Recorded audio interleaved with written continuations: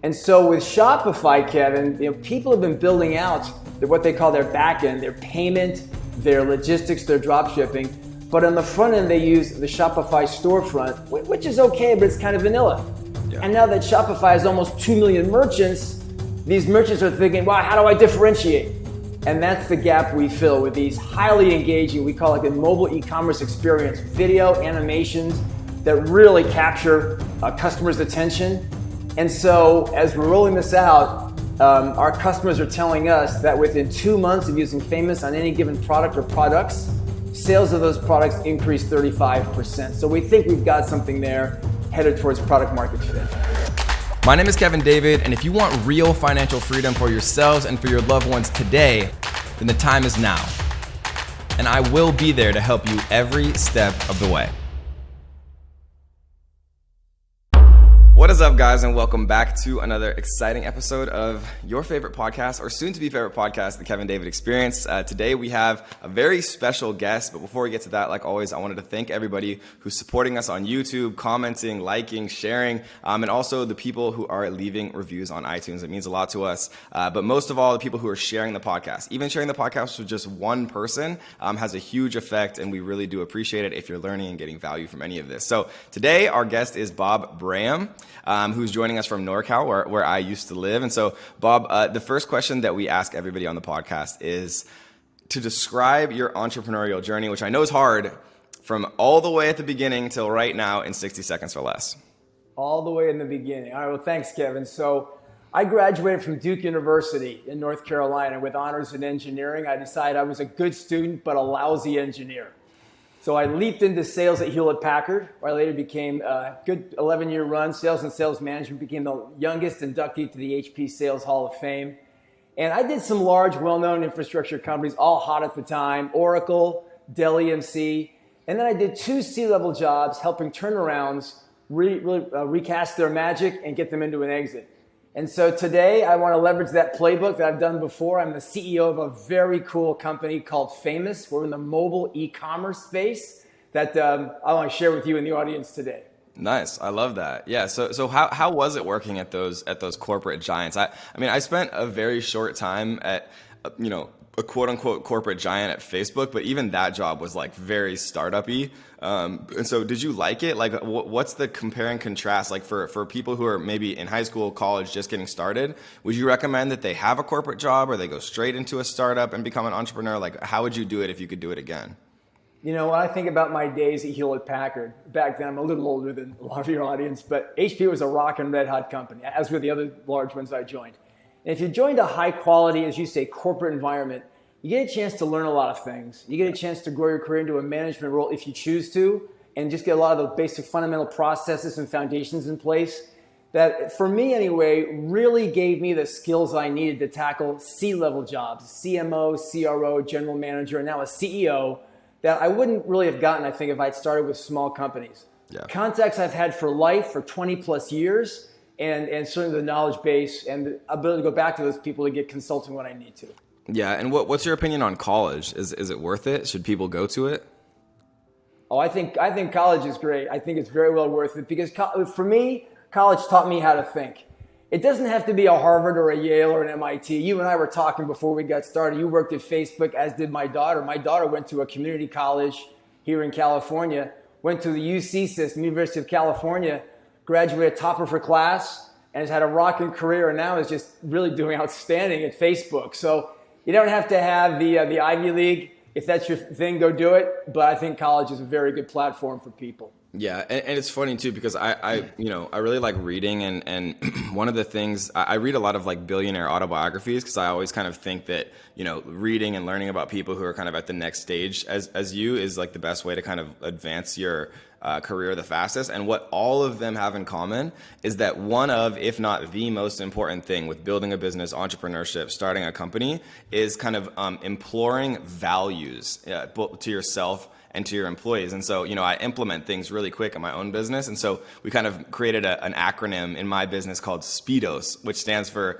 Speed Over Perfection. Let's see if I get it right. Proactive problem solver, insane customer obsession, data-driven decisions, and I'm gonna forget the last ones. But do you have values within famous.co? Do you think that that's important as you're starting out when you add employees and things like that? Because I mean, that's to me like learning how to think.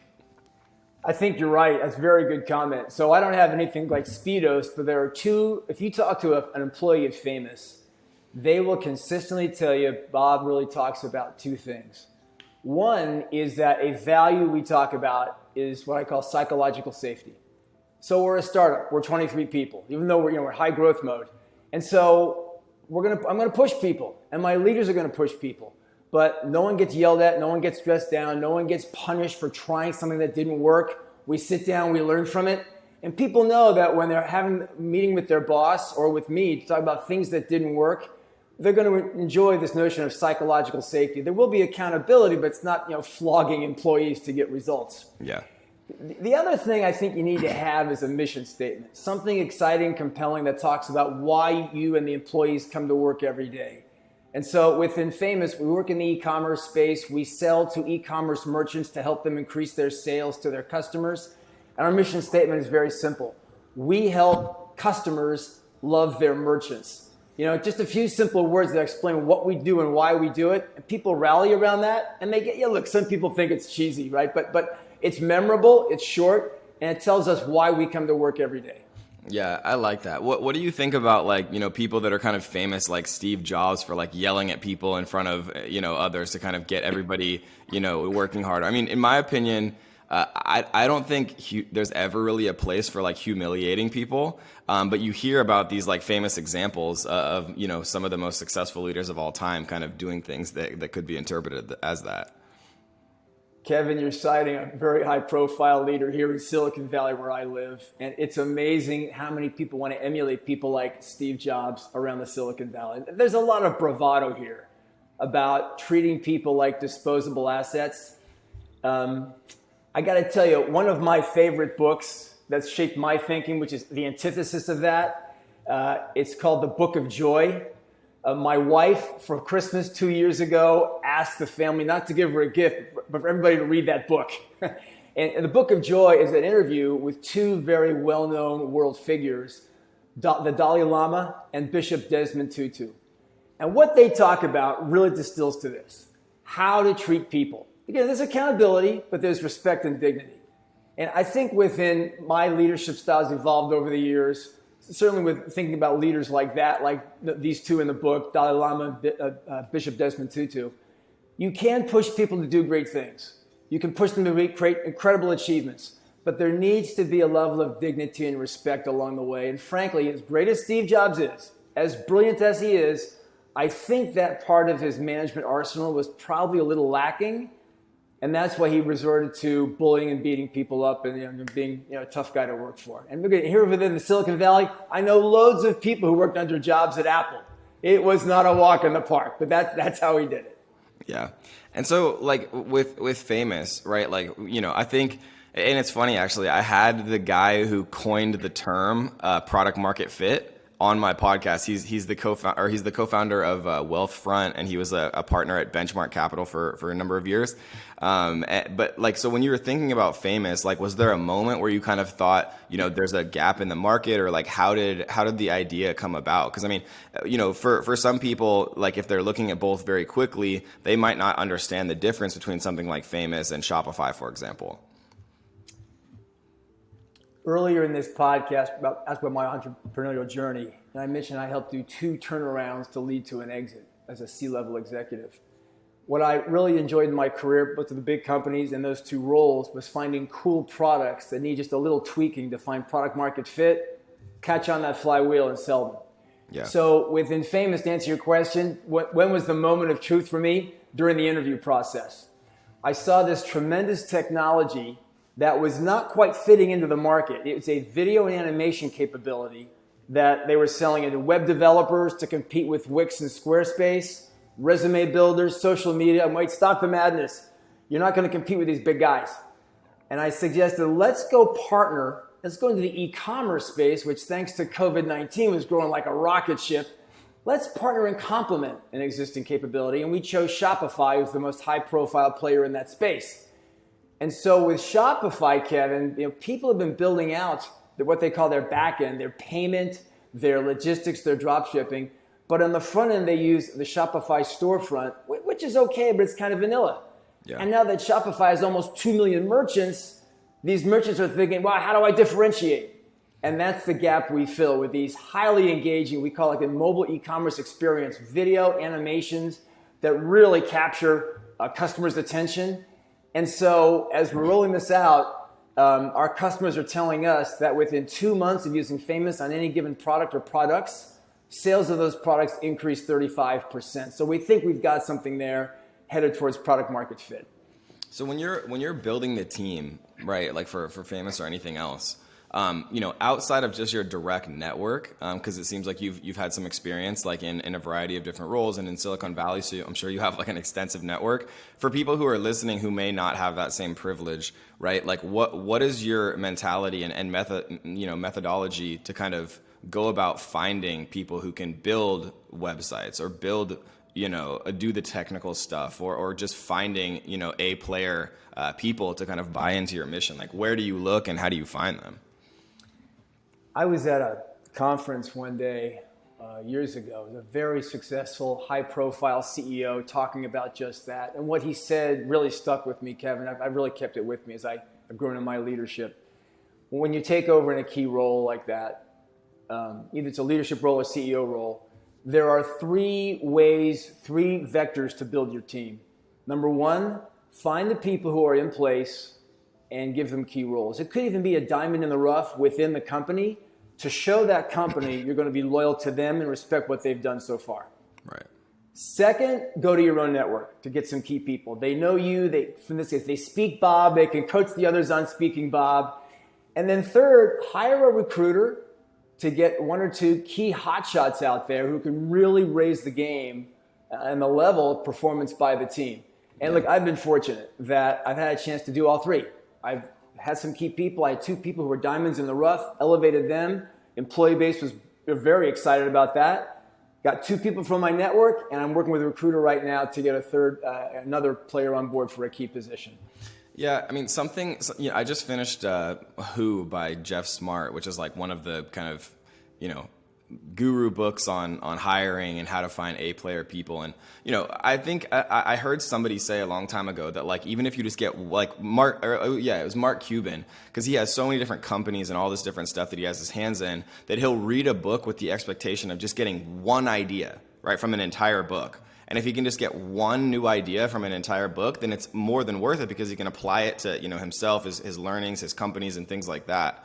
And what I got from Who was if you spend a disproportionately high amount of time trying to hire just one person, like who, went to Stanford or worked at Google or Facebook or just something very special, you not only get them, but you also get access to their network. Right. And so like if you really work extremely hard, right, to get just one person, right, that person might know at least one other person, and then that person might know one other person. And so you might get access to this pool of talent that would otherwise be so difficult and kind of laborious to find. I think that's a good comment. I hadn't considered that before. I think it's true. And what you talked about was someone who actually has tentacles into a very high profile set of skill sets for candidates. You mentioned the right college pedigree, Stanford, or going to the right company pedigree, Google, Facebook, etc. By the way, not all great talent works at those high-profile companies or has the college pedigree, but I think your point is really good. Yeah. People who have walked those worlds have access to a lot of smart people. It's certainly worth leveraging. Yeah, and I agree with you, right? Because, like, I mean, not that I'm, like, super smart or anything, but I didn't go to those colleges. But, now I have people who work for me that did. And so, obviously there is outliers. But the difficult part about it, and, like, I'll give you an example, right? So, I mean, I read Google's book. I think it's called, like, Work Rules or something. And originally, they only hired people from those top colleges, right? And it's not because that's only – and they changed this policy later on. But at the beginning, it was like this. When they didn't have like this like critical mass of resources, because it gives you like that, at least the threshold, right? Like if you can get into a Harvard or a Stanford, that means you have really good habits, you work extremely hard, and you've been, kind of approved by like a very rigorous approval process. Same with, if you're able to have past employment history at a company like Google, right? So it's kind of like leveraging other people's resources to do a really, really difficult thing to do, which is kind of evaluate, a person's potential, and then kind of like piggybacking off that other work. What do you think about that? I think it's very true. No, I think it's very true. Look, these organizations have very high standards. So particularly for a startup where time is precious, you can rest assured they've been pre-qualified at some level. No question about it. Yeah. I like your other comment about reading a book and getting just one idea. You used the term outlier a while ago. One of the most high-profile books out there is Outlier by Malcolm, I forget his last name. Gladwell. Yeah. And I'm the same way as you. I got about a third of the way through the book. I started seeing all these repeating patterns. I said, okay, I got the one idea. I'm done. My wife teases me all the time. I have not completed a book in years just for that reason. So I'm a lot like you in getting the one idea. Yeah, no, for sure. And there's actually a startup called Blinkist, which is like all they do is they summarize books. And so, you can find like, kind of that one idea. And then what I'll do is I'll kind of read a summary or a Blinkist of a book. And then if I really like the idea and kind of the flow of it, then I'll actually read the full book. So let's talk about how you actually started getting clients for Famous, right? Because like there's like that period that kind of, for some people, if you have enough money, then it's kind of okay. But for other people, it's very grindy, right? Because you're not getting much traction. You're not getting much momentum, which are kind of arguably the two most important things for like morale and human nature and just like a company in general, right? It's very difficult mentally and psychologically working and grinding towards something with no positive feedback, right? No traction, no momentum. So what was that process like for Famous when you launched? Pretty much everyone I've ever talked to on here, kind of overestimated their initial launch, and then kind of figured out that it's actually much harder than that. But maybe it's not the case with Famous. No, I'm like the other guests. I think we over-rotated as well. But we did enjoy growth. I just felt we could do even better growth when I saw the feedback from the market. So when we launched the first time, to your point, I went to my network and got lots of feedback on the product, particularly with respect to product market fit in the Shopify space. Conceptually, it made total sense. So we did something very quick in 60 days to get a product out there where we're linked onto the Shopify Buy Now button. It's good enough. So people are enjoying this really rich, famous experience to increase their sales without what I would call tight integration with Shopify. What I saw was that the company had no customer success, no customer support. So I went out and I had one of my managers go on LinkedIn and do a search. We got a very good customer success person. And so she's interacting with customers. She's getting feedback from customers, showing us the trends about things we need to do to augment the product. So she's closely bolted on to my head of product management.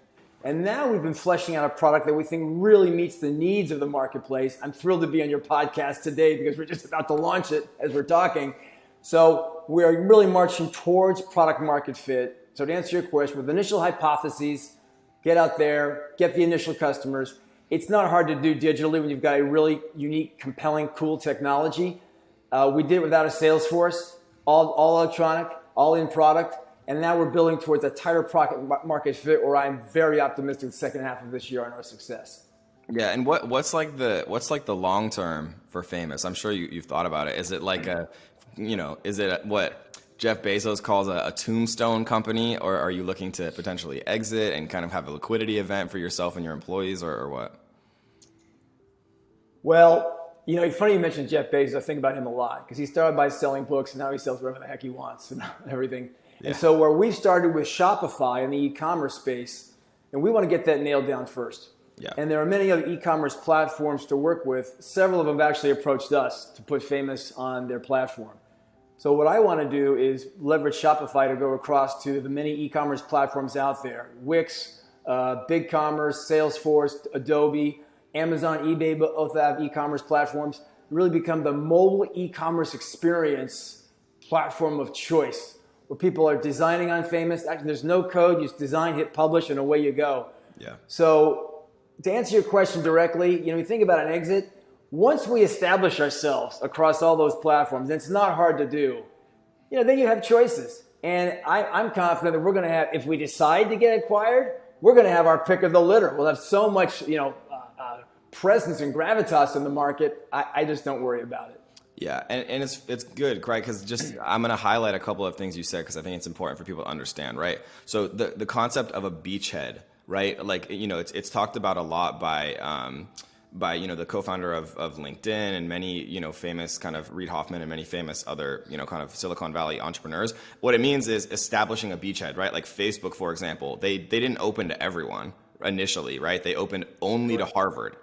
Right. And then they opened only to the next school and the next school, and they established critical mass. They refined their systems. They got feedback from customers, right, without kind of blowing up their servers and completely overwhelming everyone. And so establishing a beachhead and really building like a really dedicated, loyal, 100 fans versus 100,000 fans that barely use you is a really important concept in any business, but certainly in startups. As well. And then the second thing that you mentioned, Bob, that I think it's important to understand as well, is Reid Hoffman in Blitzscaling talks about leveraging existing networks, right? So like if you look at companies like Instagram, for example, they grew off of Facebook. Right. If you look at, many other examples, they grew off of MySpace. Right. And so, you're kind of doing these things, and I'm sure you've thought about all of this, but I'm just highlighting it for people who are just getting started. Right. Leveraging existing networks to grow virally. Right. And then establishing a beachhead and like growing off of that beachhead into, horizontal markets.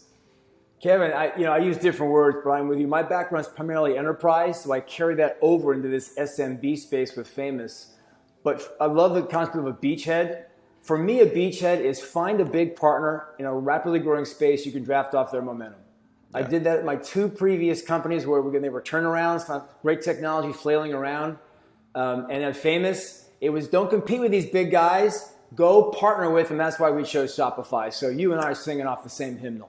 I love it. So the last question that I'll ask you is probably the most important one, right? Because we have a lot of, young listeners, beginner entrepreneurs, people who, want to get started. Maybe they want to leave their 9-to-5 job. They want to create something for themselves. They know that they're, destined for big things. And so if you could go back in time, right, and you had a time machine, but you only had enough time to ask young 18-year-old Bob one question, or tell 18-year-old Bob one thing, what would you tell him? You talked about networks a while ago. I would say what I would tell 18-year-old Bob is early in your career, really cherish and value the network that you build, because more senior people want to help more junior people. And if I think back to my career, Kevin, one thing I wish I'd done differently, early in my sales career at Hewlett Packard, where things were going just fantastic, I was working with a startup who was a customer of mine.